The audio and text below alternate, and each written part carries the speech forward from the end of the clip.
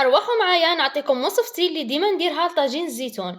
كل واحد وطريقته، مي أنا هذه هي طريقتي ويجيكم عاقد وبنين. خلي الوصفة عندك رايحة تنفعك خاصة في رمضان. لهنا الزيتون تاعي باه نحيلو الملوحة ونبقى محافظة على اللون تاعو، نحطو في الماء ونزيد عليه 2 مغارف كبار فرينة و2 مغارف كبار سكر ونخلطهم مليح ونخليه بجيه. هنا نحط حبة بصل مرحية مليح نفرشها كقاعدة ونزيد طرف دجاج وشوية لحم، كل واحد يدير بواش متوفر عنده. نزيد حبة مجمولة سنارية وحبة مقطعة دوائر، 2 سنات تاع ثوم رابيين وأعواد معدنوس وشوية زيت، وإذا عندكم السمن ضيفوا نصف ملعقة يمد بنا للأطباق التقليدية.